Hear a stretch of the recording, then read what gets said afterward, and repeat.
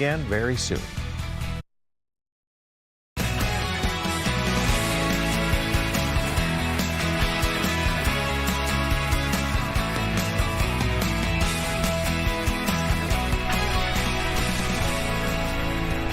Good afternoon. Welcome to Friday the 13th. I'll try not to mention that too much. Rob Olson in for Amy Hocker today on what is a beautiful Friday leading into St. Patrick's Day tomorrow. We're going to be talking to Jared Piepenberg in a little bit about this continued lovely forecast, but a lot of other stuff going on today that we got to jump into pretty quickly here, and that is dealing with Operation Metro Surge. A lot of updates. We're going to be having another briefing from Metro leaders here about what comes next with Operation Metro Surge as this drawdown occurs. There we go. Also today, there are federal court appearances for several people here related to a Twin Cities church protest. It was a church called Cities Church in St. Paul. Initial appearances, including former CNN anchor Don Lemon and Nikema Levy-Armstrong, who has been a longtime advocate and activist in the Twin Cities. We're also going to be talking about changes to security at the state Capitol as the session gets underway next week. Screening points added in. We're going to get details at 12:30. That'll be a live event that we'll be covering to find out what is exactly changing in terms of how the public gets in and out of the state Capitol and what it would mean in terms of the time to do so. Also, we're going to be talking about public health funding cuts from the federal government hitting Minnesota. We'll be chatting with the deputy commissioner at the Minnesota Department of Health about these grants from the Centers for Disease Control. Minnesota and 4 other states got hit with these cuts, but they are on pause after lawsuits. So we're going to be talking about that. Also, back to Valentine's Day tomorrow. Free weddings going on today. I've been to this event a few times at various courthouses. Hennepin County Courthouse is one of them. We'll be going there. Lauren Andrego's down there. And we're going to be talking about how a small-town Minnesota florist is helping others get through grief on Valentine's Day. And I mentioned the weather. Jared Piepenberg coming in with details here. He's fresh from going to the rodeo today, so he's dressed for the rodeo. And you can bet I'm going to be giving him grief about that. All right, let's get on to the live events that we're following here at noon here on a Friday, and there are a lot of them going on. Again, as I mentioned, court appearances and protests related to those charged in connection to the city's church protests. So what you're looking at down here in this box is a live look from the courthouse at the people starting to gather outside, the media, etc. These appearances happen at 1 o'clock, but again, this will be a pretty big crowd out there, and we hope to hear from potentially attorneys or some of the people charged afterwards. And we are closely watching that. That is the courthouse there. Again, Don Lemon, Nikema Levy-Armstrong appearing on charges from the church service protest in St. Paul last month. Their arrest leading to a lot of questions about freedom of the press and freedom of speech and how that intersects with the freedom of religion. The protest at the church was targeting a pastor there who also serves as the acting director for the field office for ICE in the Twin Cities. Been a big story. A lot of national attention. So again, that's a look outside the courthouse there as the folks gather out there.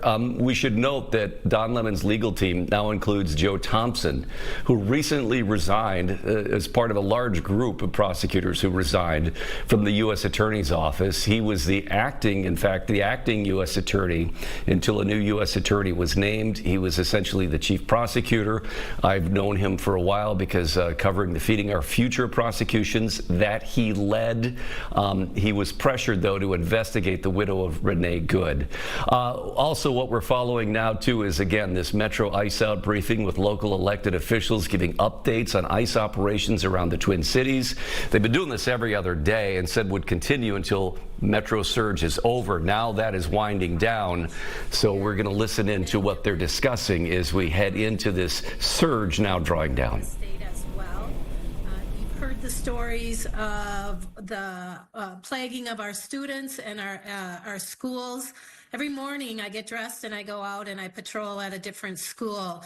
And I've gotten to learn and hear about what's happening in our community. And I can't tell you how proud I am of our community members who have taken the time in so many ways through mutual aid, patrolling, providing food. It's been absolutely amazing. But I will say that along Central Avenue and University Avenue, our businesses have been hit strong, almost to the point of no return. That's what I'm really concerned about as we move into what I hope actually is a withdrawal and discontinuation of this trauma to our communities. Is how are we going to reconnect and rebuild? The schools, I know, have been just bedrocks of our community as far as protecting and supporting our families. We had little Liam, who was removed. We had 6 other kids that were removed. A couple of them are still not back from imprisonment. You know, how are we going to deal with this mental health issue community-wise, state-wise, school-wise? And as Chair of Education Finance, that's really going to be my focus, is on mental health and getting kids back in school, and that building that kind of trust for the parents so that they are not fearful of bringing their children into out of the homes and into the schools. And there will be a lot of work at the legislature focusing on this. But I think as we move forward, session begins on Tuesday, there is a wide swath of legislation that we will be proposing, from public safety reform to housing to food security to education to health care. And we will need all of you. Not only will we need all of you, but we will need our corporations and we will need our philanthropic organizations to step up, and not only to help us finance all of these things, but also speak out and be the community leaders that we need them to be. And so I do look forward to working this next session to address those needs under these circumstances, and look forward to working with all of you. So thanks so much for having me here today. Thank you so much for joining us, Senator Kunish. We really appreciate it. Next, we're going to go over to your colleague, Senator Lindsay Port. Thank you very much, council member. I appreciate your invite here. My name is Lindsay Port. I represent Burnsville and Savage in the South Metro, and I chair the Housing and Homelessness Prevention Committee in the Senate. I just want to start by saying that our communities have experienced immense chaos and upheaval through this occupation, and what we need is stability and safety that all of our communities can count on. No Minnesotan should lose their home because they cannot safely go to work and move about the community because of the actions of the federal government. To that end, we have proposed, myself and co-chair Mike Howard, who chairs the Housing Committee in the House, have proposed an action plan for housing stability in this time. And first of all, as we continue to ask for this drawdown to happen, this end to the Metro surge to happen, we are still seeing very high activity in the suburbs today. And so want to continue to call out that our communities are not yet safe. And we need to continue to protect our neighbors. To that end, we are calling for $50 million in emergency rental assistance immediately upon returning to the legislative session. We will hear this bill Wednesday in the House and Thursday in the Senate. It is critical that this money moves quickly out to our communities. We know from United Way's 211 call that in the first week of the year, asks for rental assistance were up 65%. So we know that this is a critical moment to keep our neighbors in their homes, and it is time for the state to do its part. We also want to give tenants additional time to seek that rental assistance and extend our 14-day notice to 30 days statewide. I know Minneapolis already is doing that, but we want to extend that statewide so that folks have time to access that rental assistance. We also want to make it easier for folks to be able to use that community aid. Like Senator Kunish, I just share such pride in how our communities have stepped up to keep our neighbors safe and housed. And that means sometimes rental assistance hasn't come from the formal programs that you need to be able to show in eviction court that you have assistance. And so we want to change that to make it more flexible. And we're also working and talking with the evictions, with housing court, to make sure that anyone who needs it is able to access a remote hearing. If you do not feel safe going out of your home, you should be able to access that hearing at home. I just want to say thank you so much to our communities who continue to stand up, who continue to protect our neighbors. That is the Minnesota way. And the legislature is about to come into session and use our time to stand with Minnesotans and to make sure that we are doing our best to protect and care for our neighbors as well. Thank you so much, Senator, for that update and just your willingness to lead on the recovery efforts so swiftly. That's exactly what community is asking for right now. So we really appreciate it. I'm really excited to go to my colleague on the Minneapolis City Council today, Councilmember Aisha Chugtai. Thank you, Councilmember. I really appreciate you having me and so many leaders from our state here today to provide an update for our community about what is happening. My name is Aisha Chugtai. I represent the 10th Ward on the Minneapolis City Council and serve as the council majority leader. My community includes South Minneapolis and the Uptown area. And I am here to share a couple of updates about what we are doing at the city as Senator Port highlighted, continue in the Minnesota way and stand with Minnesotans and Minneapolitans as they are wrapping their arms around each other and keeping each other safe and protecting one another. So a couple things I wanna lift up today. As we hopefully start to see the drawdown of federal agents from our community. And that is not an impact that we are feeling in real time quite yet. It continues to be dangerous for people to be outside where federal agents are continuing to racially profile and indiscriminately abduct and kidnap our community members, our beloved neighbors. But as we start to plan for recovery and resilience in our community at a systemic level, it's important to note that first, that recovery is going to be a long road. It's going to be a years-long journey that we are all going to go on together. The most immediate need that I continue to see every day in my neighborhood, which is a 80% renter community, is folks who have experienced a loss of income, whether it is because their place of work was shut down as a result of Operation Metro Surge, or it was the result of the significant reduction in foot traffic, loss of hours, families that are sheltering in place for their own safety and their loved ones' safety.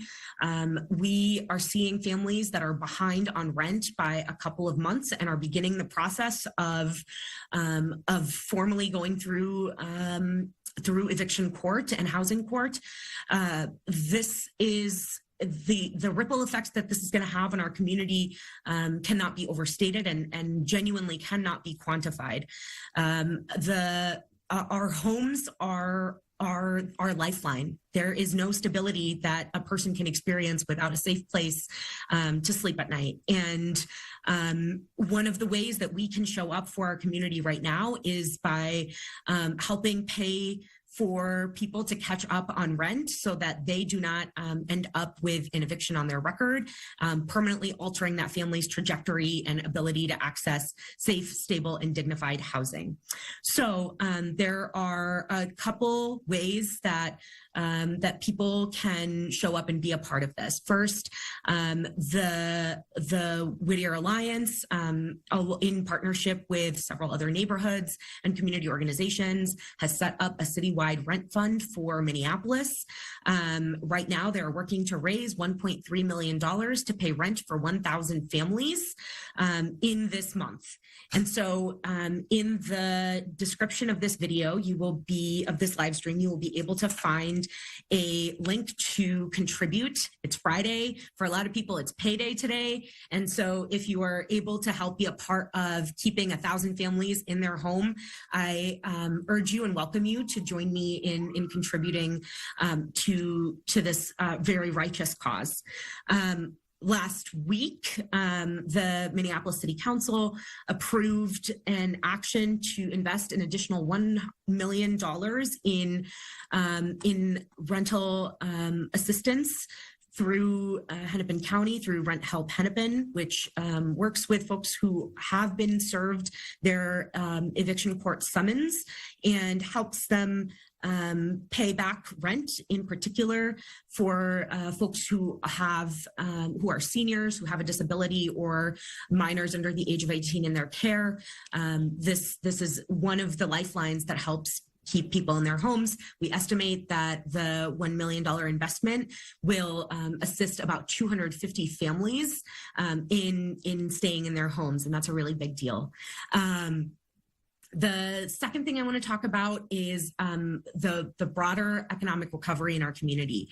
Minneapolis estimates that we have lost approximately $200 million or more in revenue over the last 6 weeks that Operation Metro Surge has terrorized our communities. And we are seeing our commercial corridors struggling, our local economy and local entrepreneurs making tough choices about continuing to pay their employees and risking shutting down their businesses permanently. And so in this next week, myself, along with several other council members, Councilmember Chaudhry, you are also a part of leading on this work.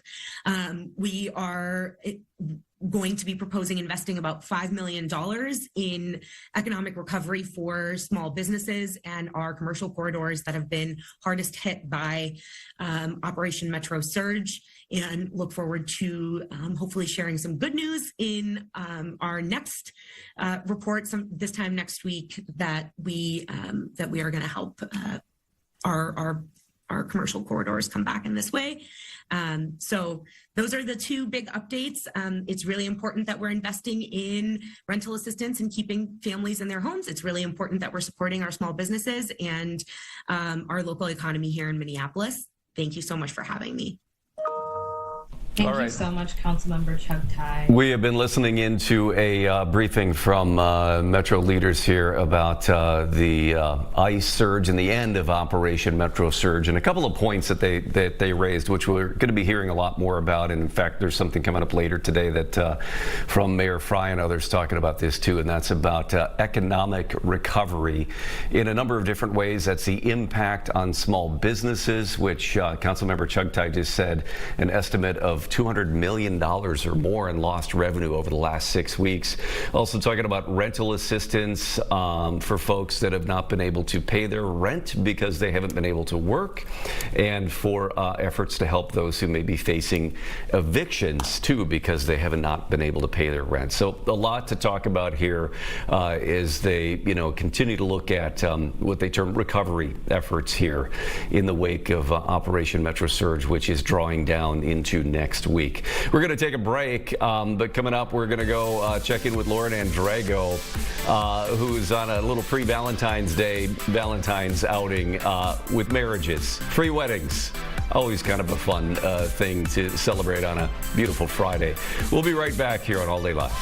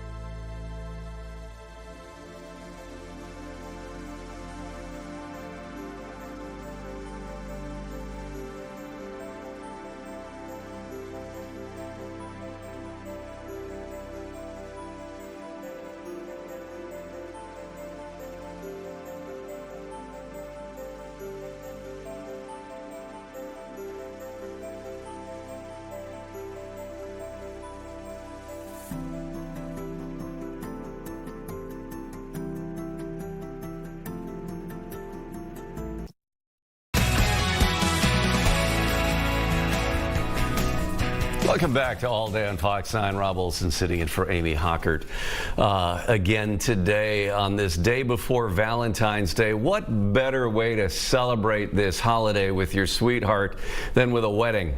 Yeah, get hitched. And it's free. That's even better. That's a good one. Free weddings offered up today at several courthouses. This has been a tradition. I've been to this. It's great, including right now in Hennepin County. Lauren Andrago's down there. This is so fun, Lauren. I was there last year, maybe a couple of years ago for this. And it's part of what's amazing is sort of the organization that they have with the way they have these judges on their lunch break and they just kind of move people in and out and the families are there. Yep. Wow. What have you been seeing? Yeah. It's pretty amazing, Rob. A very well-oiled machine here at Hennepin County Government Center. And you're right, they've been doing this for 13 years, since 2013. The weekend leading up to Valentine's Day, free weddings here. And today, at least 24 couples will be taking Hennepin County up on their offer, saying I do here at this beautiful building. We're on the 14th floor bridge deck overlooking downtown Minneapolis. And I want to introduce you to the first couple who just got married minutes ago. And I'm so honored we got to witness it. Jessica and Mark, first of all, congratulations. We've got to start with your love story. You've known each other for a couple years, but tell me about when you got engaged. Yeah, so we've been together for about 4.5 years, and we were at home, and on December 30th, Mark decided to pop the question, and I was super excited and said yes, and then we went out and got some Chinese food. That sounds like a lovely engagement, if you ask me. So a 6-week engagement. What made you decide you want to come here, the Friday before Valentine's Day and do it here at the courthouse? I think we'd both heard about this event before and maybe even seen it on the news in the past and thought, why not? This seems like fun. So. It's absolutely lovely. So what locked it in for you, Jessica, that Mark was the one? Oh, he plays guitar and he sings and plays to me all the time, and so I melt for that. Wow. Okay, Mark, same question for you. She's one of a kind. She's just so sweet, and she's the light. She's just. Yeah, she completes me. Can you even believe this? I can see the love in your faces. I can see the joy here. You can hear the romantic guitar music behind us. Tell me about this. This is a very special bouquet. Oh, yeah. So Mark's daughter, Veda, made me these flowers this morning as a bouquet because I just had some cheap plastic ones, and she put this together herself and gave it to us this morning. So thoughtful. And you guys have a honeymoon planned for the weekend, a beautiful weekend to get out and celebrate love. Tell me about what you'll be doing this weekend. Some friends of ours are playing in a band called Hot Tamale Cosmos up in Duluth tonight. Yep, yeah, tonight at the Bent Paddle. So we're going to go check that out, and then we're going to spend tomorrow just maybe tubing on Spirit Mountain. Yeah, we'll see. Having fun in Duluth. Yeah. It sounds like a lot of fun. Okay, I have one more question for you because it's the season of love, the season of engagement. What is your word of advice for couples about finding the right one? Oh, I don't know. I guess maybe don't force it. Just enjoy your time, and when it's right, it's right. Mark? Yeah, just keep swiping right.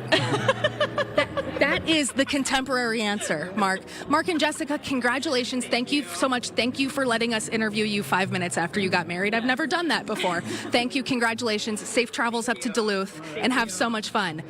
Don't they just look so beautiful and so romantic and so in love? Take a look behind me. The next couple is in the queue getting ready to get married right here on the bridge deck. We've got music playing. The judges are doing this on their lunch break for free. So a very interesting, very fun tradition. And you can just feel it, Rob. It's just feeling amazing. Love is in the air here in Minneapolis. And I feel so lucky to get to witness this. Yeah, hard hands. Oh, I don't have a sunset, but, I'm trying to do hard hands here. Oh, no, the kids do this. That's a heart. Oh, it's a little tiny heart. I'm way behind. Well, I'll work on it. You learned something today. Thank you. Yeah, I always do. And you recently got engaged, which congratulations. It's true. I'm getting a lot of inspiration. And honestly, the more I think about it, the more I start wedding planning. An impromptu day at the courthouse doesn't sound like a bad way to get hitched. Well, Rob. you save a lot of money, and it's unforgettable. To boot, And they looked so happy. Yeah, I mean, it's simple It's cost effective. It's memorable.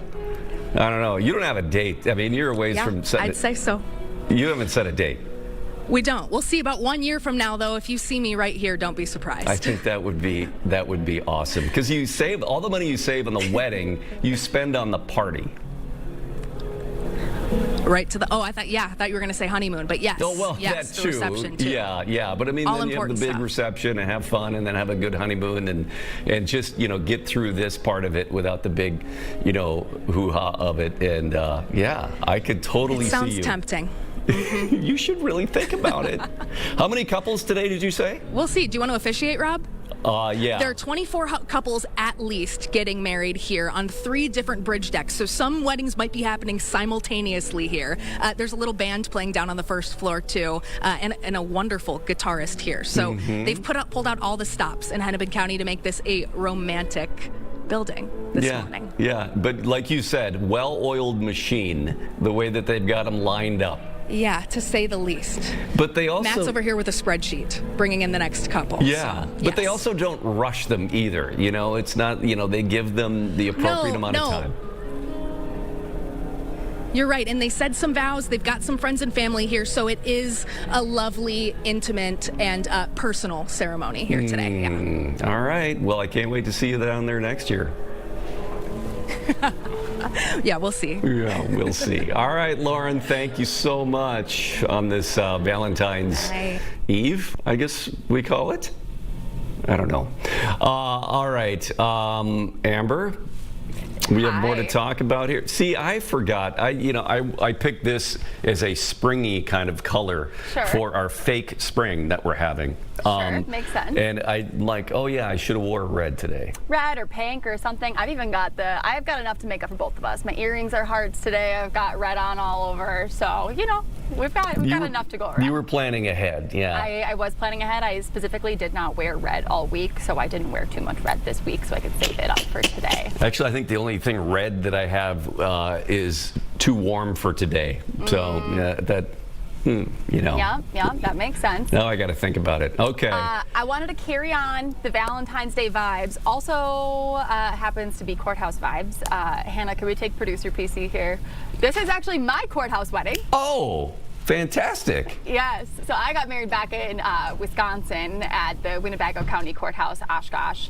But this is not all about me. We're doing Valentine's Day shout outs here on All Day today. I'm going to keep them going on Monday. So if you want to give somebody a shout out, send them a little message, tell us how you met, whatever cute little thing you want to do, you can submit a photo and your message to foxsign.com/photos, or you can scan that QR code here. But I'm a big advocate for courthouse weddings.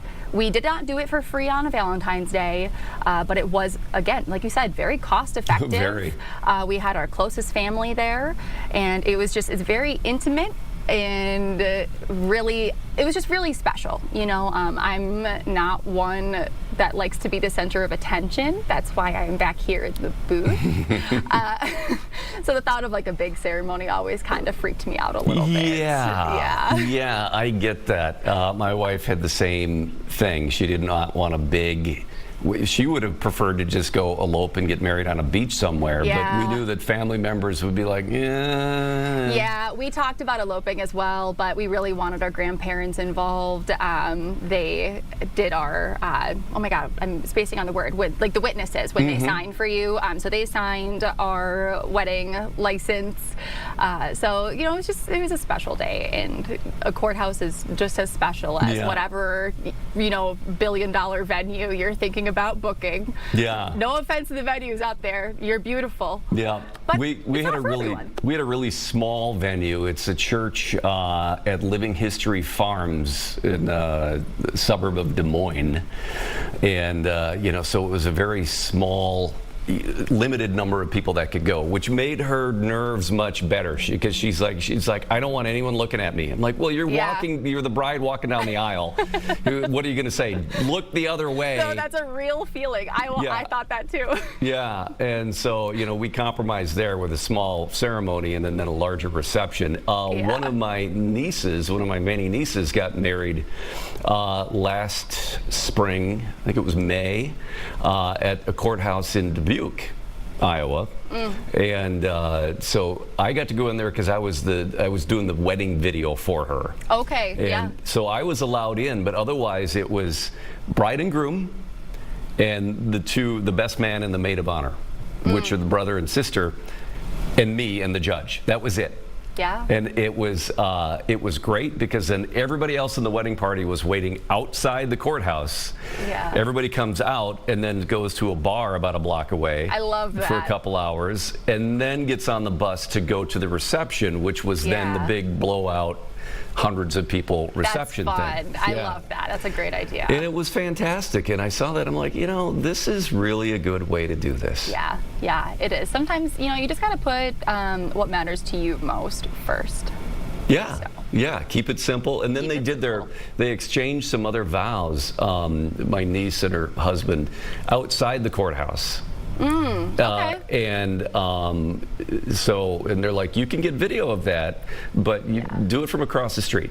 We don't want anyone close enough to hear us. So I had a little microphone that I had on them for the wedding inside the courthouse that I had to take off so that they could just speak privately outside this. Yeah, and that's how they did it, and it worked out great. Cute. I love that. So anyway, your call out for pictures. My call out for pictures. We've got another one here I'll put up as we go to break. Caitlin in Shakopee previewing their wedding. They're getting married this next year. If we have producer PC Hannah. Again, if you want to send us yours, foxline.com/photos or that QR code there. Caitlin and Austin, their sidekick Kirby, make life so special. We are looking forward to our wedding this year. Congratulations to Caitlin and Austin. I hope your wedding goes fantastic, whether or not you're getting married in a courthouse. I sent you, I think, a picture on our Slack. You did. You sent it to me wrong.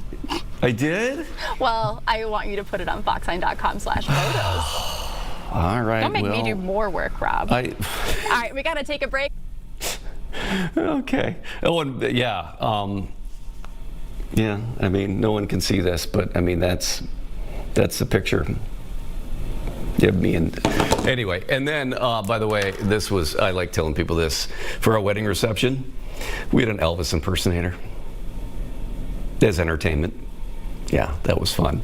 We're going to take a break here on Fox 9 all day. We'll be right back. A lot of live news events that were covered today. So we'll get to that and talk about this weather too with Tex Piepenberg over here. We'll be right back.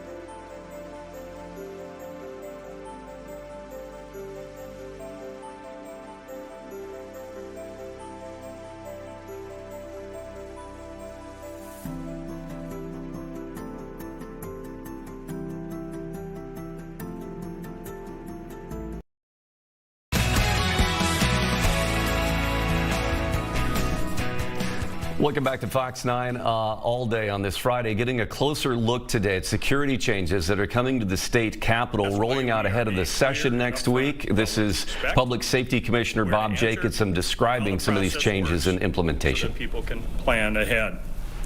We're also asking the public to remember that safety is a shared responsibility. If you see suspicious behavior or anything that doesn't seem right, call 911 or find one of our state patrol troopers or Capitol security officers. We will be evaluating how the weapon screening process works, and we'll make adjustments as needed to ensure screening is efficient and not a deterrent to people who want to come to the Capitol. Our responsibility, as always, is to ensure that everyone who comes to the Minnesota State Capitol, whether they're visiting, working, learning, or participating in our democratic process, can do so safely. We recognize the Capitol is an important civic space, and we are committed to keeping it open, accessible, and welcoming, while also reducing preventable risks and supporting the safety of all who are here. With that, I'll turn it over to Colonel Christina Bogojevich.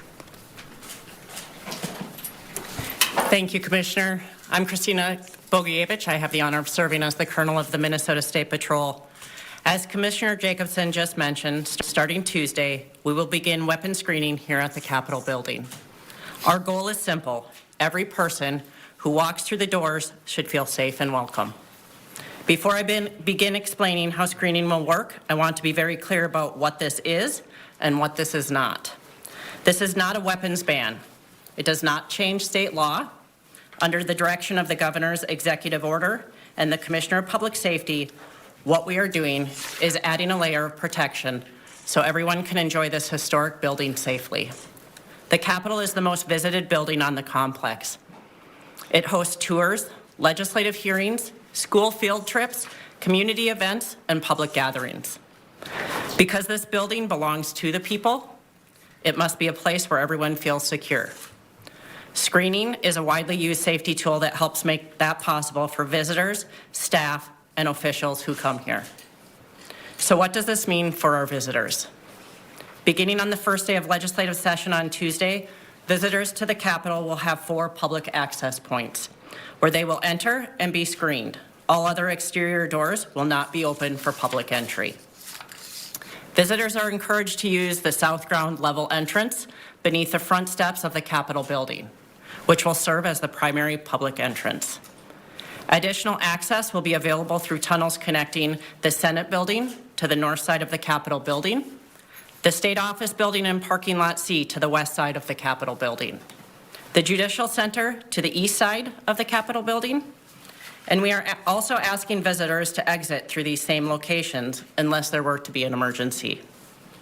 All of these entrances and screening areas are ADA accessible, and staff will be on hand during public hours to guide visitors and answer questions.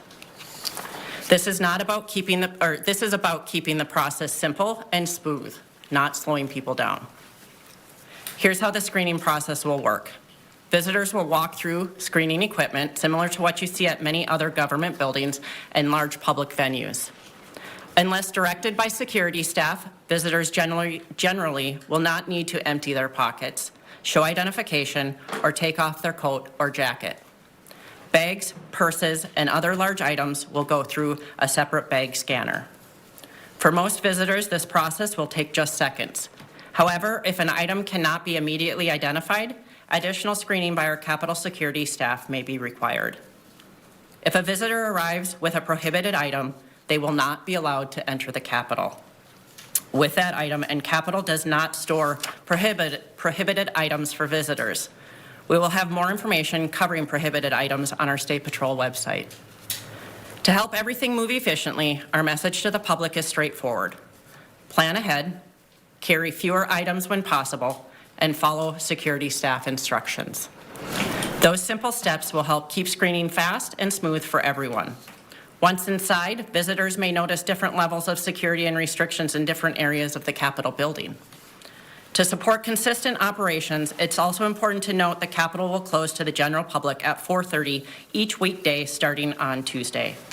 However, we understand that public access is important when legislative hearings or sessions extend beyond their normally scheduled time. When that happens, we are prepared to make accommodations so the public will still be able to access the building through those 4 access points. Weapons screening is a common security tool used in Capitol buildings and government buildings across the country. A similar screening process has already been in place here on the Capitol complex for the state Supreme Court and the judicial building. We are simply taking an additional step to keep up with the best security practices being used nationwide.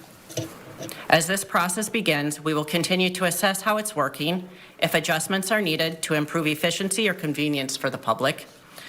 Our goal is a screening process that is not only secure, but smooth and efficient. This is about protection, not restriction.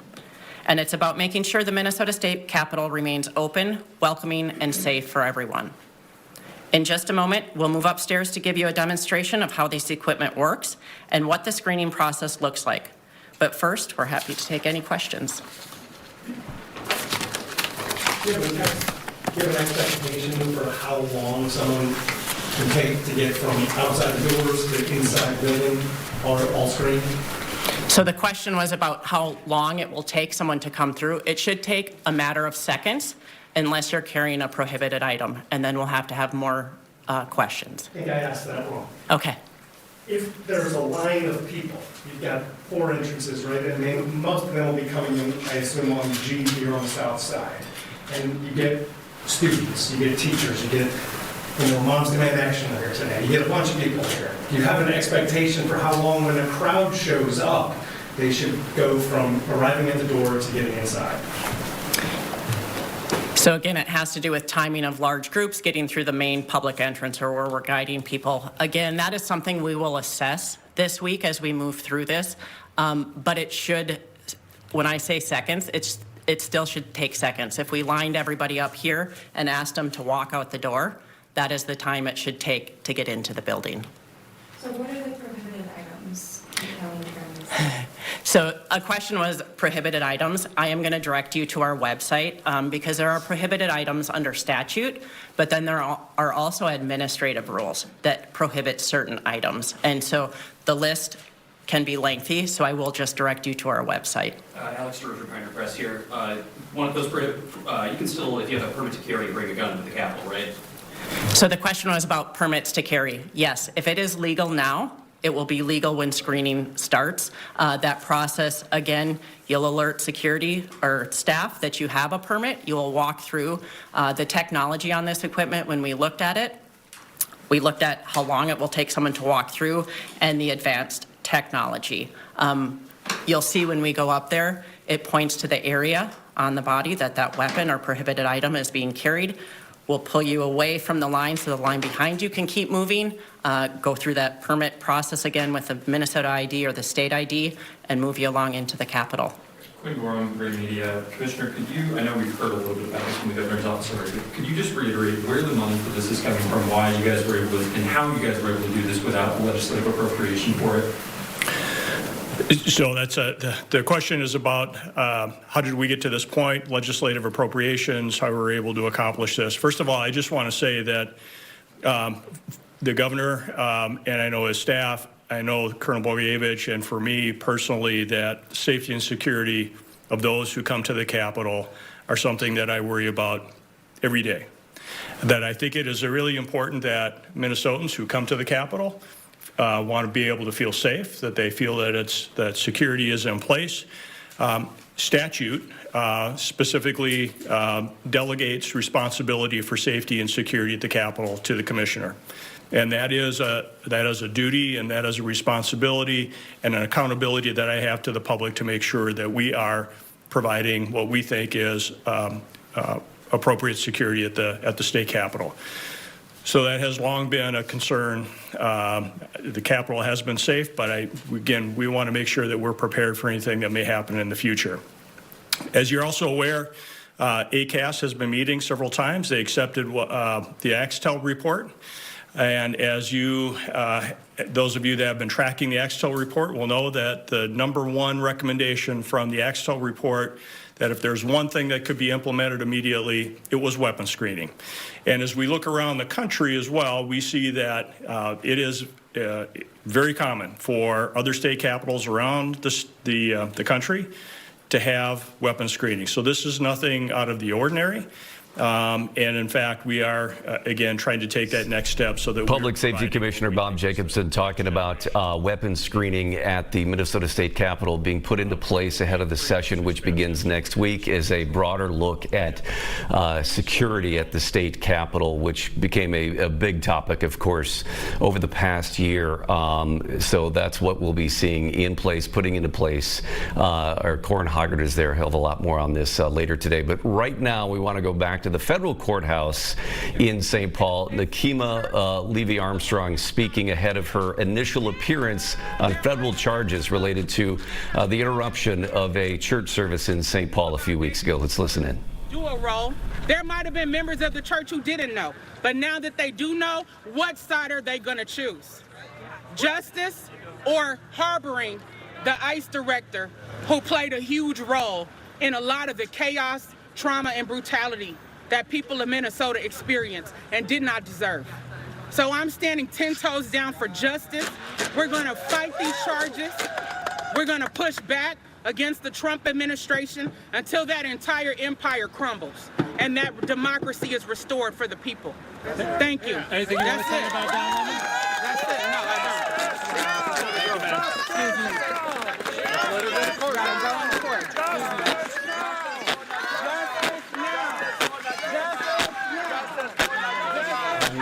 Ahead of court in St. Paul, you can see how many people have been gathered out there, not just media, but activists, supporters, etc. She is one of a number of people charged after her group went into City's Church in St. Paul a few weeks ago to interrupt a Sunday morning service there because they were protesting the pastor there that is also a acting ICE director in the Twin Cities. But that led to swift repercussions from the federal government and then federal charges related to what's called the SAVE Act in terms of charging them with interrupting the exercise of the freedom of religion. Former CNN anchor Don Lemon was among that group, also charged, also appearing today. He was there covering it in a role of an independent journalist, and hopefully we'll learn more about the reasons, the decisions to charge him and another independent journalist that were part of the group. I think part of the allegation here is because they went with this group and then accompanied them into that church for that disruption. They say this was, again, freedom of the press, that they're part of the First Amendment rights here, but again, is a role of covering it journalistically. But then again, the prosecutors look at this as that you were part of this group that went in there knowing that it was going to happen and interrupting the service. So we'll maybe find out more details. Again, this is a first appearance in federal court. So sometimes these are very quickly done. These are some things where you understand the charges against you. It doesn't mean they necessarily enter a plea at that point, so they can move through them quickly. Other times you may hear attorneys make some statements or reference some motions that they intend to file. So we'll find out more. Again, this initial appearance is coming up in about 10 minutes at the federal courthouse in St. Paul. A lot more to come here on All Day Live on this Friday, the 13th. Lucky for the weather, though, looking pretty good. We'll be right back on All Day Live.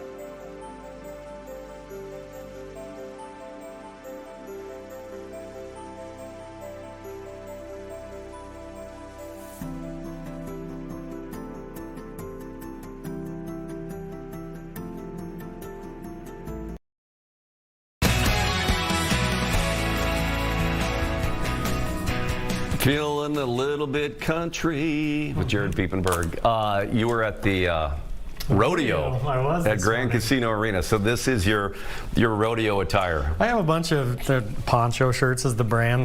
My family, it's all into them anyway, but yeah, I just found one. I'm like, yeah, it's kind of rodeo-ish. The closest one I could find. With some, tassels from the arms. I have no tassels. Some sequins, something Roy Rogers. I do have like some rhinestones that are on some of my shirts, but that one I'm like, oh no, I'm gonna wear this one. That might have been a little much. Yeah. And then of course they call me, do you have cowboy boots on? I'm like, I don't have. I don't own cowboy. I've looked at buying cowboy boots a number of times. Just never did because, like you said, if you're not going to wear them that much, you need to wear them a lot to break them in and make them comfortable. Yeah, and I have my cousins who I'm very close with. They both bought them, so there's like pressure from like best friends basically to get them. And I'm just like, I just don't think I'm going to wear them like you guys will. So I never did. You wouldn't wear them fishing? No. I suppose you could. No, I have my winter boots, I have my fall and spring boots, and then I have usually I'm in flip-flops all summer long. Then that's what I fish out of. Good for you. Yes. You could put the flip-flops on today, couldn't you? It's so nice. Last time I checked, it's 46 degrees outside right now. So record's 51. So I'm like, are we going to get there today too? Yeah, and again, it's not a huge record, but still, considering the 13th of February, that's how much above normal. Yeah, I mean, like our averages are still in the 20s. So I just, in this warm, will continue today, tomorrow, Sunday, Monday, and Tuesday. Tuesday looks like might be our transition period where clouds will increase, and then some systems looks kind of like it's going to swing through us later next week, and then likely to turn us a little bit cooler. But today, I mean, it's 46 already, so I mean, 48's going to be pretty easy, I would say, and sunshine. There's not much wind all the way through about Tuesday still. It's like hard to believe that. That's great. A lot of times I get these warm-ups and it ends up coming with some cloud cover. Like, well, all right, well, I'll take one of those, or it comes with some winds. But I mean, we're getting a combination of no wind, sunshine, and warm temperatures, which is just, it's so nice out there. And we call this, fake spring. I mean, this isn't spring.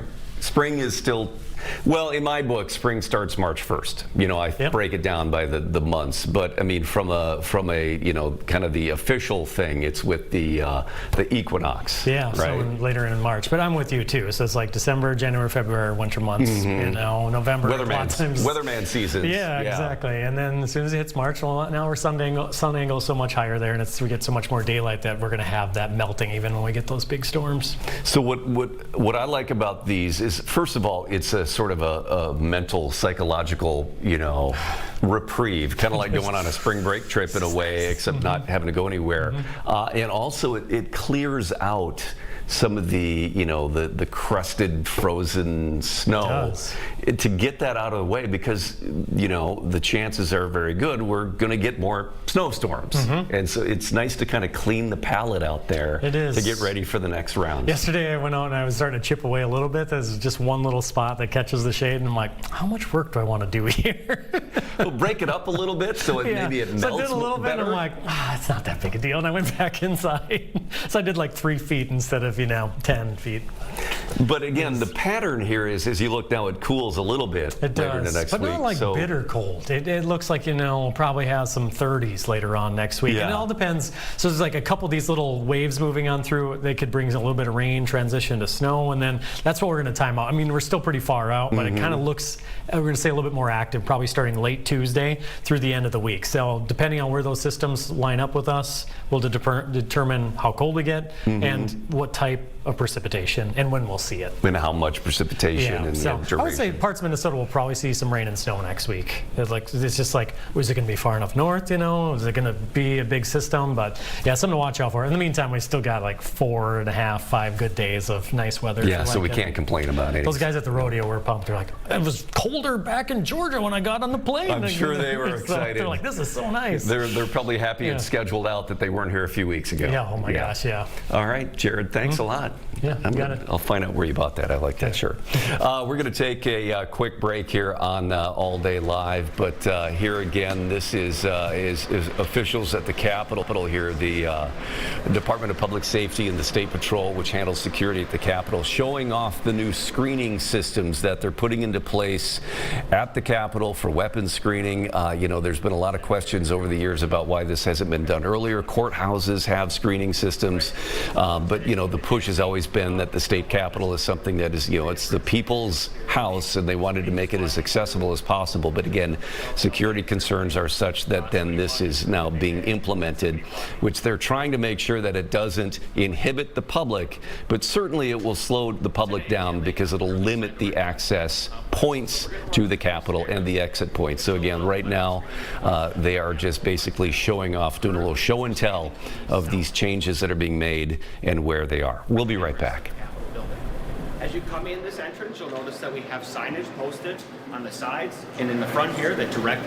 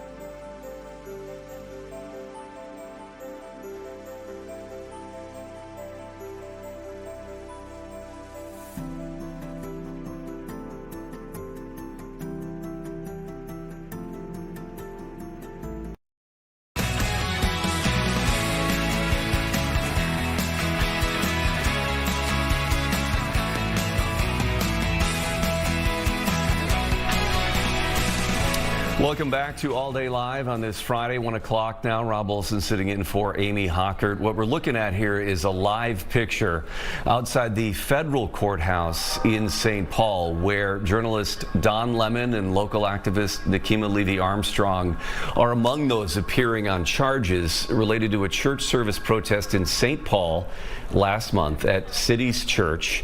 Their arrest last month led to a lot of questions about how freedom of the press, freedom of speech intersects with the freedom of religion. Their protest at City's Church was targeting the pastor there, one of them, who also serves as an acting director for the ICE field office here. Of course, been a big story that's drawn a lot of national attention, and you can see that outside the court.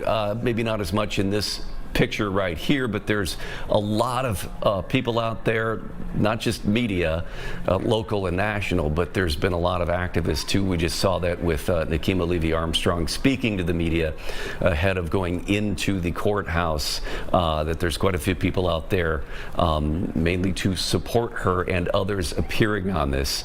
Another thing to note here is that Don Lemon's legal team now includes Joe Thompson.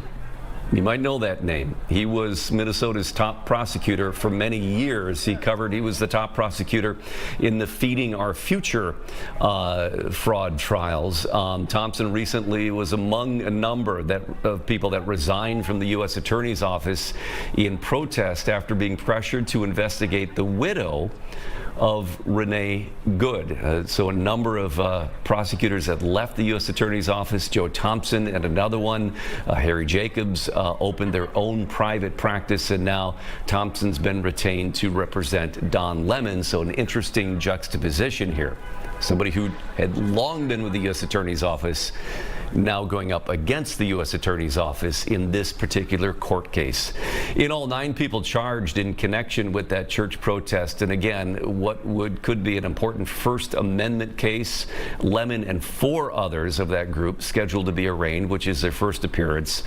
Right now, 1 o'clock was the time set for that. And again, first appearances can happen very quickly. Sometimes they go a little bit longer, depending on how much attorneys want to speak, if they want to tell the court anticipating any motions that they intend to file, and of course then scheduling next court dates here and getting the lay of the land there. So we'll keep an eye on that. Also today, we are watching for details on an asylum hearing happening today for the family of Liam Ramos. Yeah, you know that name? He was the 5-year-old Columbia Heights boy whose detention alongside his father last month sparked a lot of national outrage. He was detained in Texas, later released and brought back home. That was very recently, after a couple of weeks. His family has been sequestered for the past week, leading up to today's hearing. And again, this is again an additional hearing for that family. The father had come here, the federal government said had illegally entered the United States, but the attorneys for the family said no, he came in using what was a Customs and Border Patrol app for asylum seekers. It was called CBP 1. It has since been deactivated and replaced with something called CBP Home.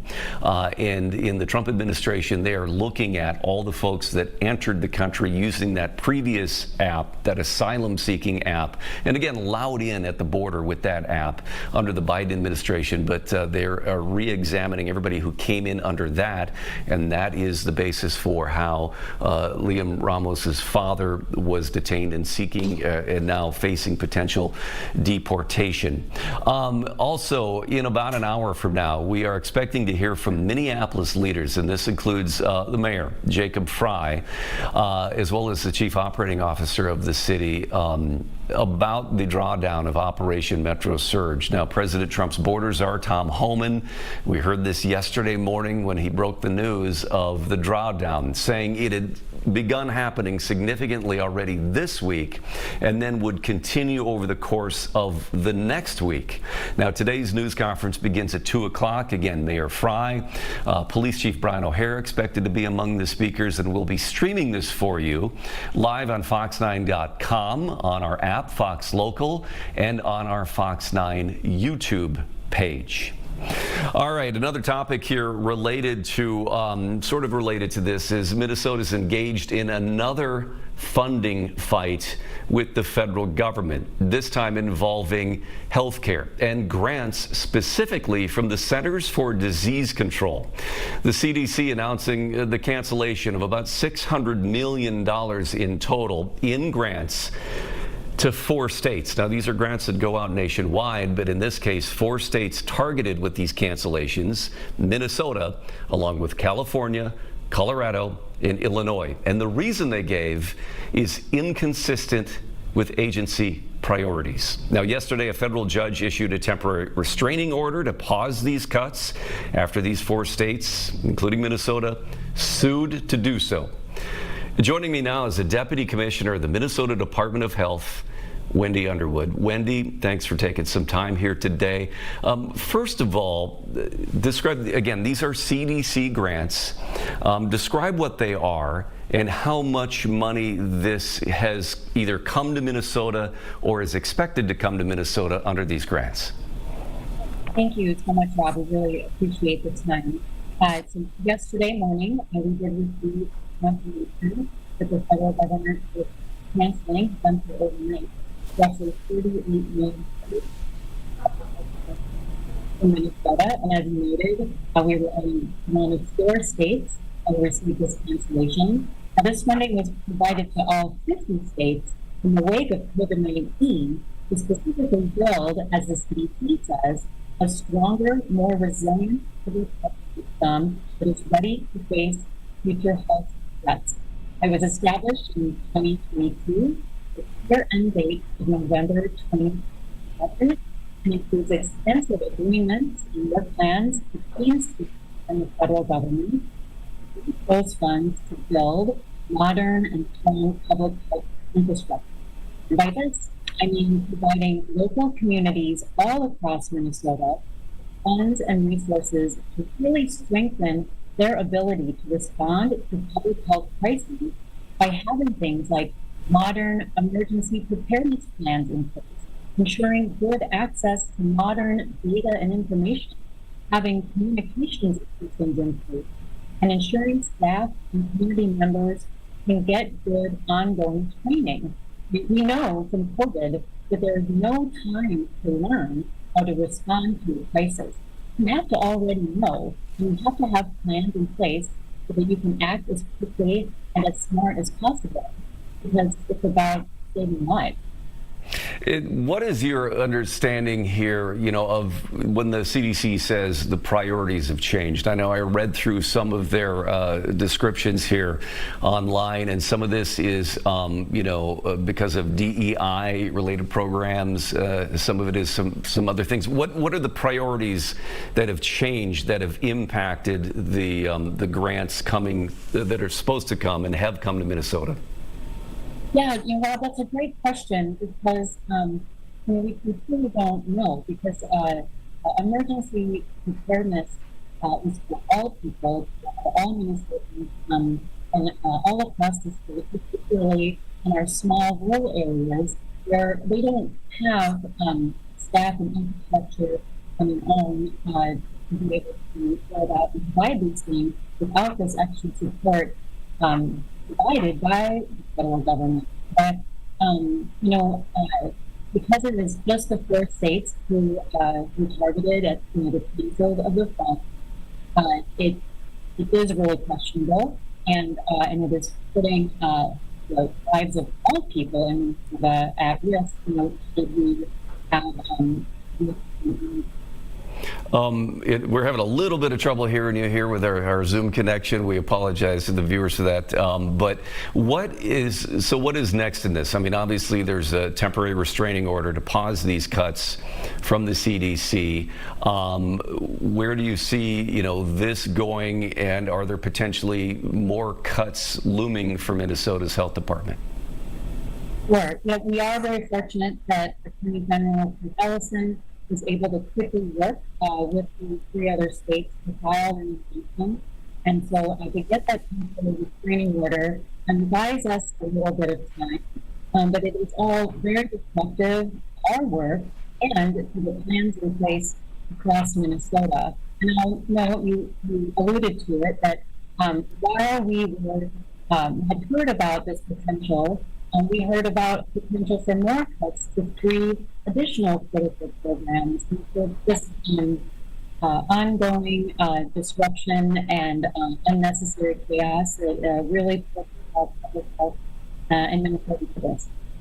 Okay. All right. Well, thanks for taking some time with us today as you continue to grapple with, again, federal funding cuts, specifically these grants from the Centers for Disease Control. And then, of course, a court battle here as Attorney General Ellison and the AGs from these 3 other states have sued and won a temporary restraining order. We'll keep tabs on this. Appreciate you joining us. Thank you so much. Okay. All right. There we go. That is the Deputy Commissioner of the Minnesota Department of Health talking about, again, a pause or a cancellation of CDC grants to Minnesota and 3 other states here that the Minnesota Health Department describes as a continued retribution and targeting of Minnesota and other Democrat-led states. We are going to take a break right now on All Day Live on this Friday the 13th. Hopefully it's lucky for you. We'll be right back.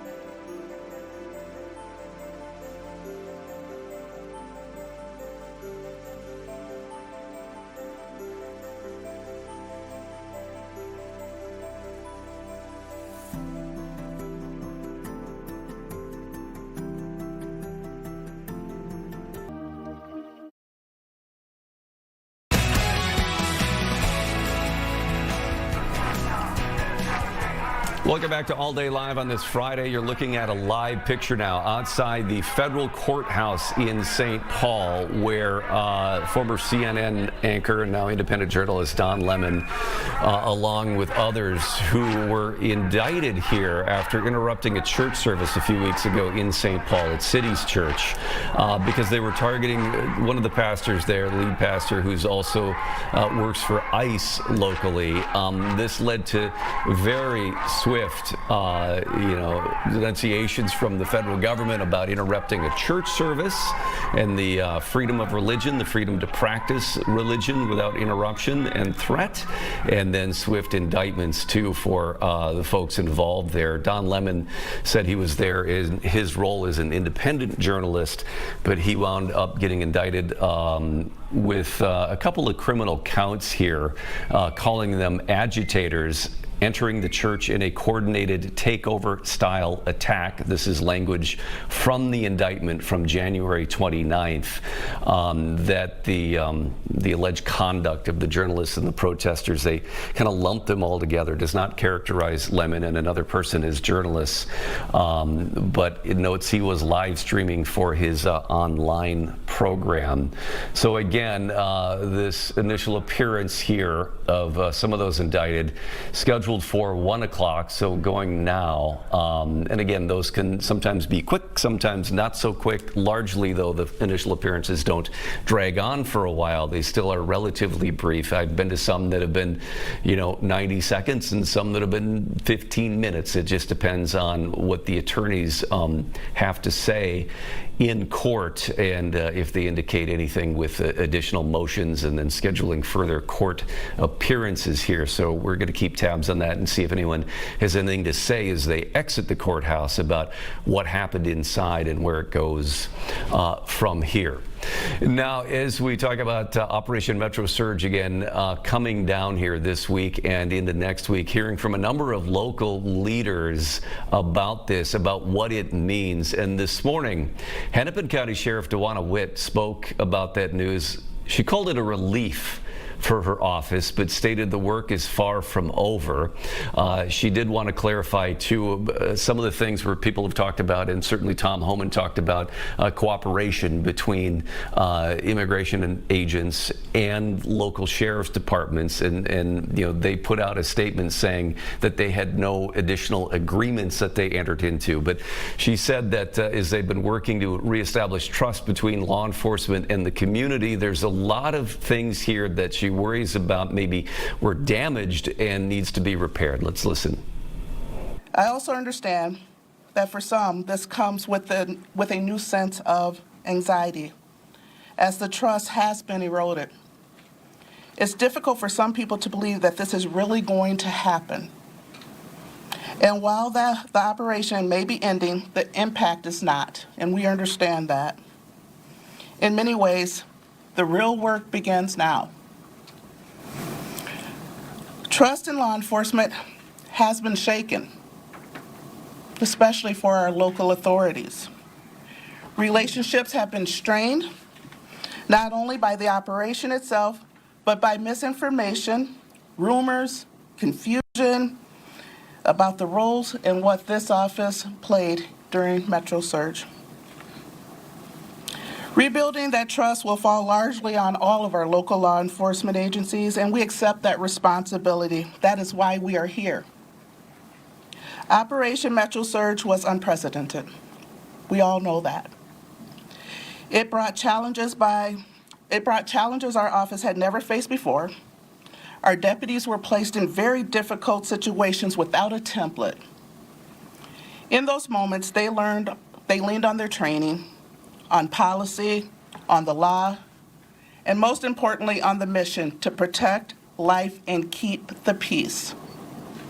Sometimes that means stepping between two groups to lower the tensions and prevent harm. Sometimes it meant absorbing anger, frustration, and fear, even when those emotions were not directed directly at them or actions taken by this office. And Sheriff Witt, again, as I mentioned before, was also asked about whether Hennepin County Jail changed any of their policies with ICE. You know, did they enter any additional agreements here over the last couple of weeks that may have led ultimately to this operation coming to an end? Our policies did not change. And I was not pressured, as some have said, to change them. Was I asked? Absolutely. My job is to do what's best for Hennepin County and the people who put me into this office, but also making sure that humanity always comes first.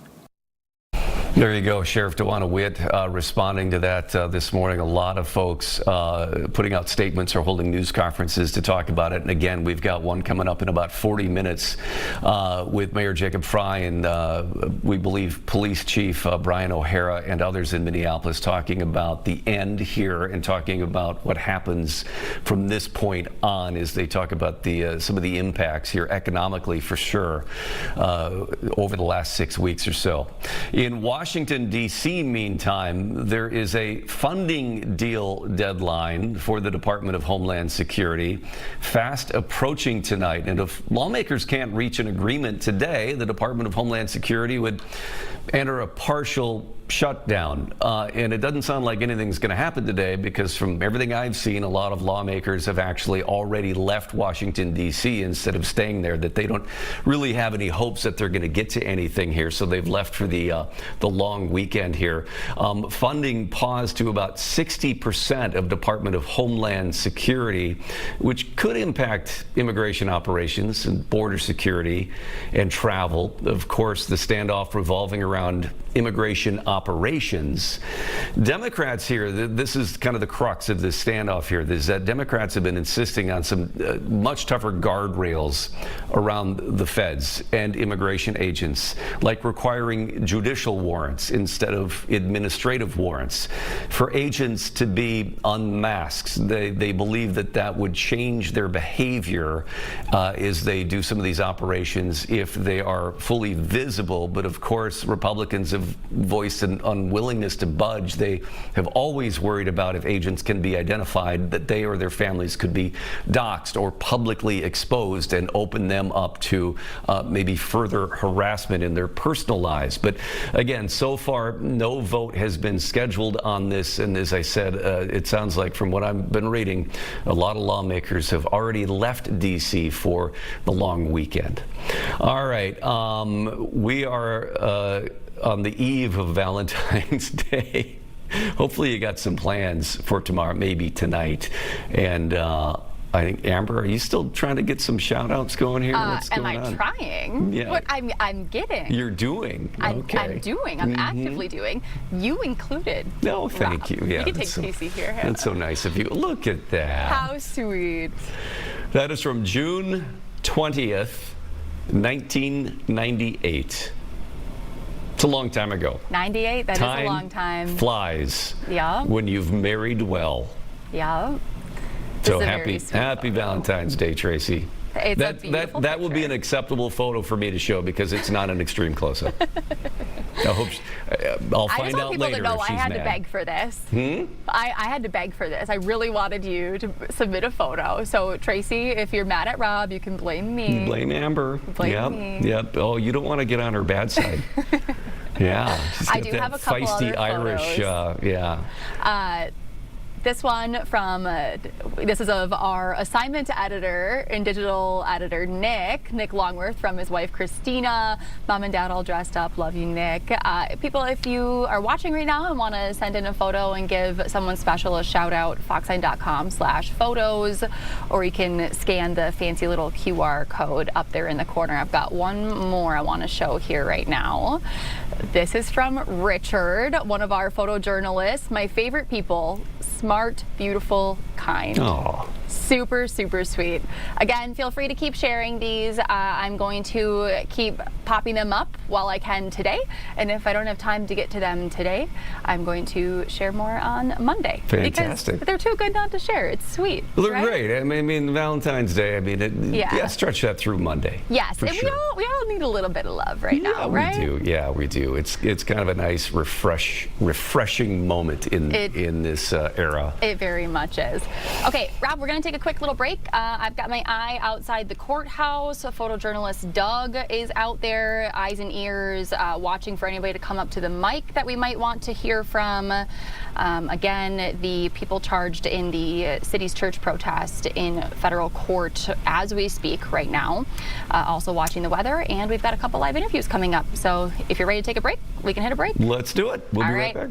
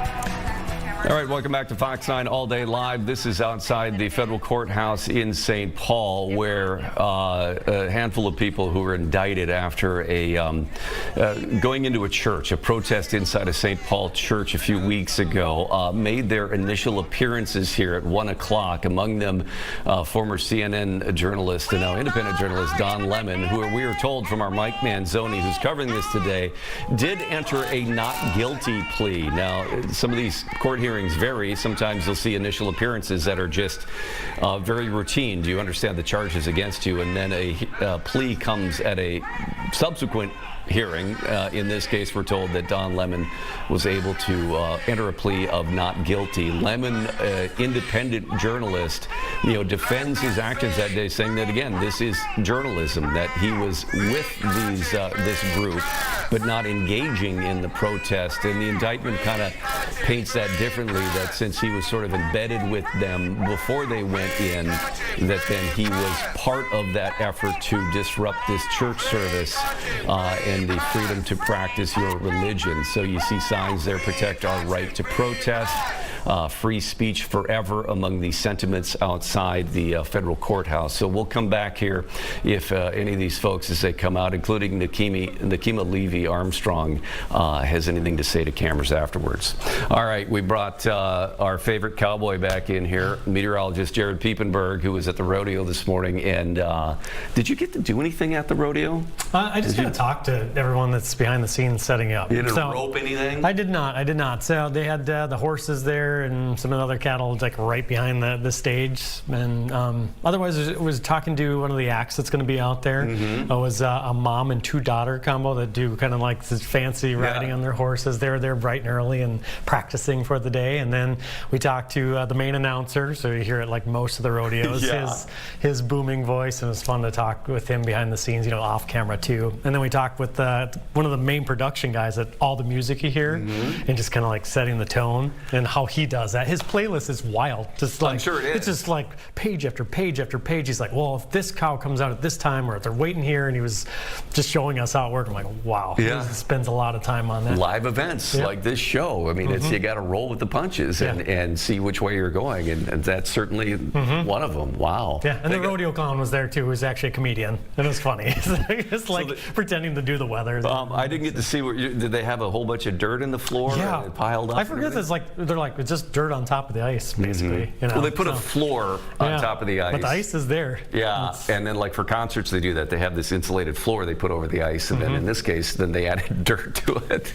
Yeah, so I mean, and they were testing it out because they have to have safe conditions out there. So they had the skid steer going back and forth, and people walking there finding like dirt spots that were like really soft still. Yeah. And they had to they'd take a different skid steer and scoop that out and bring in fresh dirt so it'd be compacted correctly and it wouldn't get all wet. It was a whole process. I got to sit there for like 4 hours. Well, the other part of that and watch. process is cleaning that all up, and getting all the dirt back out of there once the rodeo's done. I know. And getting the ice back ready for the Wild, who pick up play again in.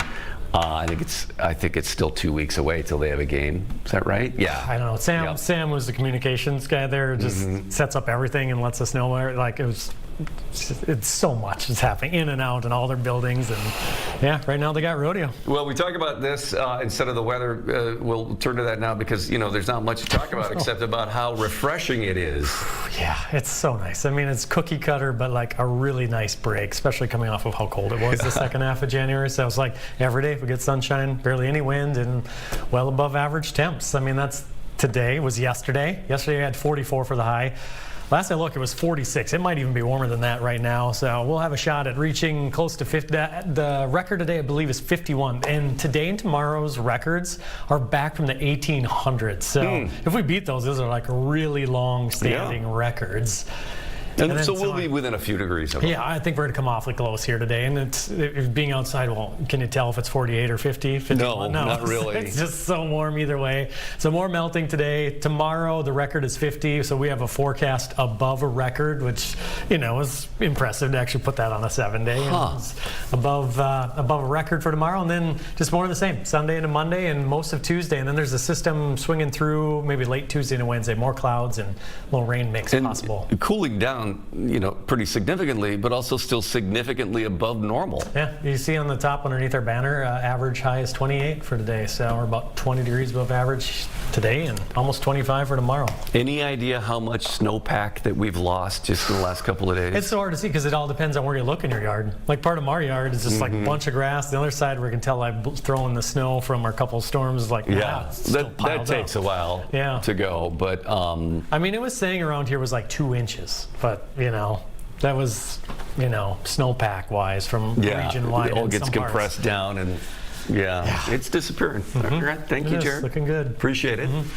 All right. Valentine's Day again tomorrow. If you've forgotten, we just like to keep reminding you. Don't want anyone to get in trouble. It is a celebration, certainly, of love and long love. But for others, it can be a reminder of grief, of lost love. In Hutchinson, a nonprofit is working to honor widows and widowers during this holiday. The Valentine's Day Widow Outreach Project, delivering more than 300 gifts and flowers around Minnesota today. So joining us to talk about this pretty heartwarming effort is Kayleen Jensen, who leads the mission. Thank you for joining us. Appreciate it. And how long have you been doing this? This is our 4th year, and we are delivering to 313 people today. Wow. Where did you come up with this idea? Well, there's a gal in North Carolina. Her name is Ashley Manning, and she started the program out there a couple years ago. And you'll have to excuse me, I'm getting lots of crazy calls. Yeah, I can hear that. Yeah, that happens.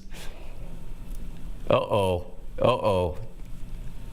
She's getting calls, and she tried to, I think she tried to ignore that call and accidentally disconnected us, is what it looks like. So Amber will be trying to reconnect with her. in Hutchinson, and we'll try to join Kayleen again here to talk about helping widows and widowers on a Valentine's Day with a pretty heartwarming effort. In the meantime, we can take you back out to a live picture of the federal courthouse in St. Paul again, and this is the scene here where you see a lot of folks showing up to express, for the most part here, support for I think it's 5 people that are being arraigned today on federal charges related to a protest inside a St. Paul church a couple of weeks ago. And among them, we heard from longtime activist in the Twin Cities, Nakima Levy-Armstrong, who spoke before heading in. And then also today, independent journalist Don Lemon, who we are told from our Mike Manzoni did enter a not guilty plea to these charges, again, related to that protest, related to interrupting an active ongoing church service. Lemon streamed there as an independent journalist for about 45 minutes or so, repeatedly identifying himself as a reporter. But you know, the way the federal charges kind of lay it out, the reason he was indicted as part of this group is that he was with them outside the church before they went in, not disclosing where they'd assembled, but that he was sort of, you know, they kind of characterize it as being embedded with these folks. Federal prosecutors see it differently. They see them as being then part and parcel of this group. Don Lemon retaining former U.S. Attorney Joe Thompson for his defense here, which sets up kind of an interesting juxtaposition of someone who had long been with the U.S. Attorney's Office, recently left as part of kind of a wave of prosecutors that have left that office, and now is going up against his former bosses in federal court. On the other side, on the other table here, is a defense attorney rather than a prosecutor for the federal government. So again, keeping an eye on this, waiting for folks to come out, because certainly there's a very good chance that they will speak to the media about what happened in these initial appearances and what is next. So we're keeping an eye on that, and we'll dip back to this as soon as it warrants. In the meantime, we're going to take a quick break as we maybe get back to talking about Valentine's Day and brightening things up for widows and widowers with that mission out of Hutchinson. But for now, we'll take a quick break and be right back.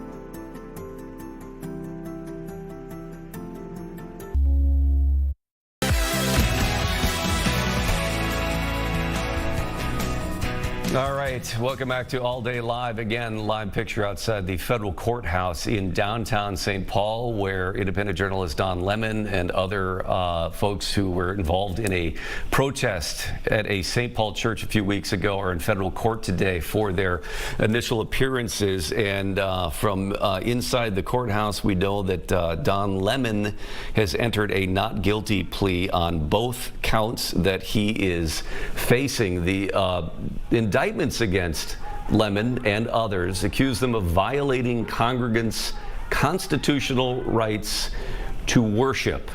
Again, it was a protest group that entered City's Church in St. Paul. Don Lemon, an independent journalist, said he was embedded with them, that he was simply exercising his rights as a journalist. But again, the federal prosecutor saw it differently and put him as part of the group again, entering this. And this is similar. We did see an independent journalist, at least one anyway, that was charged in connection with the January 6th incursion at the Capitol in Washington, D.C. Somebody who identified themselves as being just there covering it, who then was subsequently charged with trespassing and another charge. Don Lemon's attorneys, they spoke about the discovery schedule. Discovery is when you exchange evidence. Discovery means, you're required that if whatever evidence that you get on your side, defense or prosecution, has to be shared with the other side so that there's equal and fair footing there for the attorneys to know what they're dealing with. The attorney says by the end of the day, they plan to file a joint motion for grand jury proceedings. So that will happen. There was also discussion about Don Lemon's phone. The judge saying that he requires, if Mr. Lemon's phone has been seized and is no longer of evidentiary value, that it will be returned. The government lawyers said it is in the custody of the Department of Homeland Security.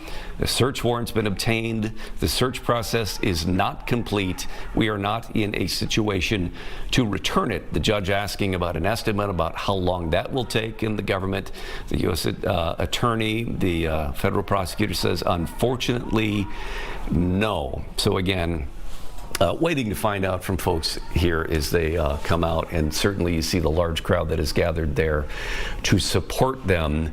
Is again, this has a lot of questions here about not just the freedom of religion to do so without interruption, the constitutional right to worship, but also the freedom of the press and the freedom of speech. So we will check back in with that here as the situation warrants. All right, well, now we're going to move on to something else that is very, very spring-like. And again, this is not spring. It just sort of feels like it. But it is spring in one sense, in that pitchers and catchers have now reported to spring training. Yep, the Twins spring training is getting going down in Florida. As it feels spring-like here, we can only hope it'll feel even better come opening day at Target Field. So we're going to talk about what's new for the upcoming season at Target Field with Matt Hodson. Matt, good to see you. It's been a few months. Yeah. How you been? I've been great. Hey, it feels like 50-some. We got grass in the field back there. I'm doing awesome. Yeah, so it is nice to see that the field exposed now. When did that occur? The snow kind of melted off naturally in the grass here in the last week or so, the outfield grass. We still got the infield covered. We got some folks out there doing some work now, though. We got some shoveling going on down the baselines, and Larry DeVito and his crew are getting this place beautiful and ready to roll for April 3rd. Yeah, I mean, I've been down there a number of times with you and with Larry DeVito, and the work that those guys do is pretty remarkable to see what all goes into that. Best grounds crew in baseball, hands down. I mean, the fact that we have our Minnesota winters, and come that April 3rd home opener, that grass will be looking pristine. The diamond will be great. We'll be ready to play ball. They're the best in the game. I think Larry DeVito deserves his own bobblehead. You know what? Maybe a bobble, like moving the rake back and forth. Can we do one of those? Yeah. Work on that for another promotion. But let's talk about the promotions that are upcoming. The Twins announcing a number of things yesterday: theme nights, events, giveaways. But of course, we want to start with the one that got my attention, and that's $2 beers before the games. $2 beers. Yeah. It's a great promotion we've got going this year. Pre-game, so 2 hours before the game starts, every Friday and Saturday, we're going to have $2 beers for all the fans. These will be nice 12-ounce beers. Again, from the time gates open through first pitch, every Friday, every Saturday, they're all yours. Now, and if you're a My Twins member, Choice or Reserve My Twins member, you'll have those $2 pre-game beers every single game all season long. Okay, so for those, it's all season long, and for the rest who aren't members, Friday and Saturday nights. And again, you said that starts when the gates open until first pitch. Until first pitch, yeah. Wow. Yeah, and we'll have it at concession stands all throughout the ballpark. Those $2 beers will be ready for you. Also on Fridays, we'll have $2 hot dogs and $2 snacks, plus some live music. On Friday nights? On Friday nights, and that is also until the game begins? That's also until the game begins, yeah. Wow. So we'll have a party atmosphere out there throughout the ballpark. Yeah, live music, either a DJ or a band. I mean, that sounds, I mean, this is fun. I mean, it's nice to see at Target Field. There's always something different, whether it's renovations to the park itself, you know, to suites or different areas, and in this case, food and drink. And what else is going to be happening in terms of promotions or themes this year? Yeah, we've got a whole bunch of them. Yeah, I'll start first on the value side, kind of where the $2 beers and those $2 hot dog and snacks line up. We'll have a lot of things going in the value space. Every Tuesday, we'll bring back the $1 dog. I know you did a couple stories on that last season. Yeah. We'll have our Twins value menu for every game also, where every item is $6 or less. But then we'll roll out a really awesome full season long lineup of special promotions. So return of a fan favorite. You might remember this, Rob. You used to give away fishing lures. Yeah. Fans love that. It's back now for the first time in the last 7 or 8 years. That'll be May 2nd. We'll hand out to the first 10,000 fans a Twin City Connect fishing lure. If Royce Lewis is your favorite player, you can get his jersey, a replica jersey of his, on June 6th. You want to throw it back to Kirby Puckett. Later in the year, we're going to give you a baby blue Kirby Puckett replica, those early 80s, those sweet unis. Yeah. The 34 on the back. We got a Byron Buxton bobblehead. We got 4 or 5 just for the kids. A whole lineup of those gate giveaways, and then an awesome grouping of theme nights. Star Wars night. We're going to do a new pop star night with friendship bracelets. A yacht rock night if you want to go some 80s style rock. You know, I love that. You name it, we got it for you. Yacht rock night. I got to come to that one for sure. You know, I still have some Joe Mauer Rapala fishing lures. And Rapala's back as our partner this year, so it is back by popular demand. We'll be excited for that one. That's phenomenal. When something that we always look forward to is when you put out the buffet line of the new foods that will be out at Target Field. Is that on the calendar yet? That is breaking news for you. It'll be on March 31st, leading into the home opener. Oh, and the home opener date is when again? Friday, April 3rd. All right. Well, lots to look forward to at Target Field. Matt, thanks for taking some time with us today, and it's good to see green grass out there. Yeah, absolutely. Win Twins. We'll see you soon. All right, we'll do that. We got to head back out now to the federal courthouse in St. Paul, where Nikema Levy-Armstrong has emerged, and oh yeah, surrounded by a lot of folks here, activists and supporters, etc., and a lot of media. Is this another defendant coming out here as well? All right, one of the folks, there's Nikema. There's somebody here too that was one of the others that were charged as being part of this Cities Church protest as they come out, and we would expect that she will be addressing the media here. It looks like she may be. It's obviously a big crowd down there, so it's sometimes not easy to get close enough to hear her. But again, this is quite the gathering of both supporters, activists, journalists, independent journalists here as Nikema Levy-Armstrong and others leave the federal courthouse in St. Paul after making initial appearances. Again, federal charges related to interrupting a church service at Cities Church in St. Paul a couple of weeks ago that, again, charged under federal law about violating constitutional rights to worship. It looks like we're about getting ready to hear from her. All right, Chantel Allen to the right side of your screen here with the St. Paul Public School District, who was also charged in that. Let's take a listen here as they get going with remarks. Oh, there goes Mario. Everyone ready? Turn around. Get clear. Right. That's right. Let's go. Ready? Ready? Cameras? Yeah. All right, go ahead. Good afternoon, everyone, and especially good afternoon to the people of Minnesota.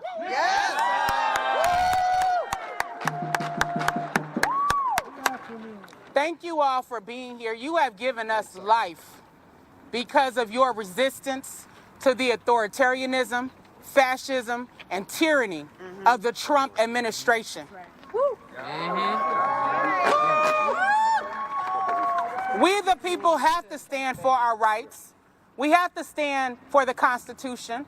We have to stand for our First Amendment rights to freedom of the speech, freedom of assembly, and freedom of the press.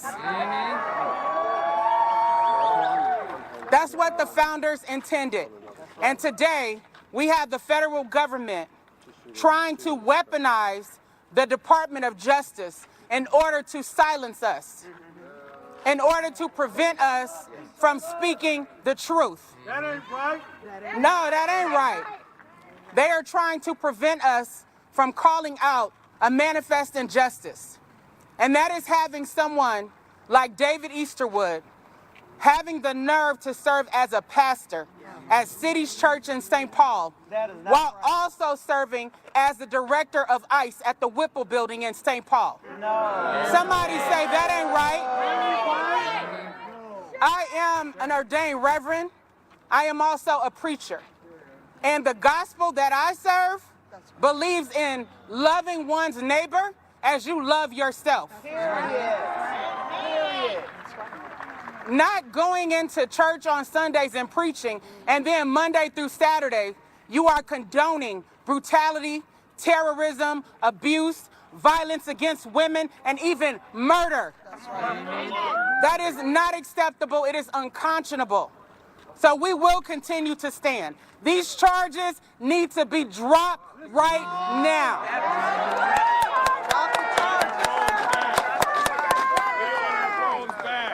How can the Trump administration and the federal government claim to care about justice when they are protecting pedophiles? They're protecting rapists. Come on. They're protecting people who have intentionally harmed women and children.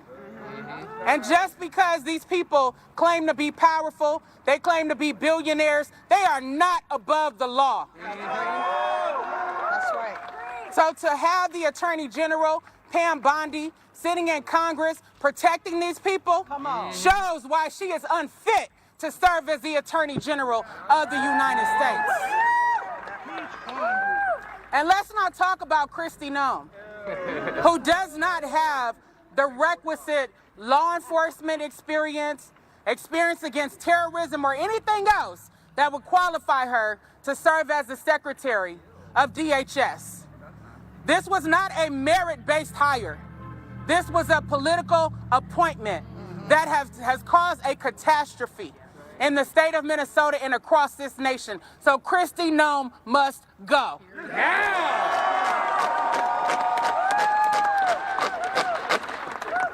And then let's not talk about Vice President J.D. Vance, who is married to an immigrant woman, but who is weaponizing his position and the power of the law against our immigrant neighbors. It's unfair, it's not right, it's unconscionable.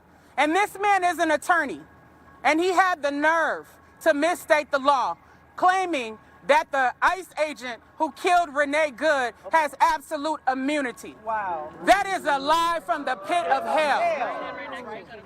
If you are going to be in a position of power, then you need to respect the rights of the people, the rights of the Constitution, and our democracy. They need to be calling for the immediate arrest of the ICE agents and the federal agents who killed Renee Good and Alex Preddy. That's right. So at the end of the day, we stand for the people of Minnesota and across this nation.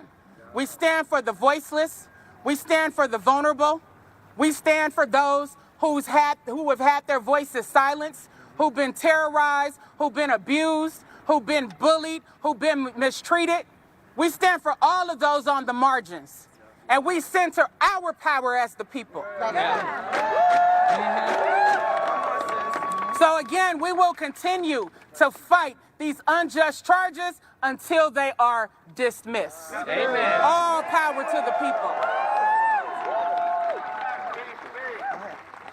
My name is Chantel Allen. I am a St. Paul School Board member and one of the co-founders of Black Lives Matter Twin Cities. This is land of the free, and you are seeing the home of the brave. That's right. You want to know about people who really care about our humans, care about our people, and care about our Constitution? Look at the people that are taking a stand in Minnesota right now. That's right. Look at the people that are standing up for our children right now. That's right. Look at the people that are taking the time to sit with their moral compass and make a decision that is not based on so-called law and order, but on centered morality around God. I need everybody. We see what happened in Minnesota. Everybody checked their moral compass. That's right. And they showed up in the streets. That's right. And they made sure that our neighbors were safe. That's right. They made sure that we had each other to lean on. That's right. We made sure that there was food. We made sure there was mental health support. That's right. We made sure that there was safety, right? We need the whole country to step up right now and demand that this is land of the free and home of the brave. That is a very real thing, and I want everybody to grab onto that. That was not just for the white man who wrote the line. That was for every single person that stepped into the land of the United States of America. Everybody who came here and said, I want something better for my family. Everybody who came here and said, I want to contribute to a society that cares about people, that cares about freedom. Everybody who showed up in this land and said, I will work hard to make sure that my family and my neighbors are well taken care of. And we saw that with our very own eyes here in the state of Minnesota. We saw that. People gave themselves, they gave their resources, they gave their time to make sure that our communities are safe. And so, as a school board member, I'm going to say, check your moral compass right now. Because our babies are scared. All right, this is outside the federal courthouse in St. Paul. Chantel Allen and Akeem Levy Armstrong, 2 of 9 indicted with 2 counts: conspiracy against right of religious freedom at a place of worship, and injure, intimidate, and interfere with exercise of right of religious freedom. Rob, while we continue to follow this, we're also watching for a press conference in Minneapolis, expecting to hear from Mayor Jacob Frey and Police Chief Brian O'Hara any minute now, starting around 2 o'clock. We're going to carry that live on fox9.com, Fox Local, and YouTube. All right. We'll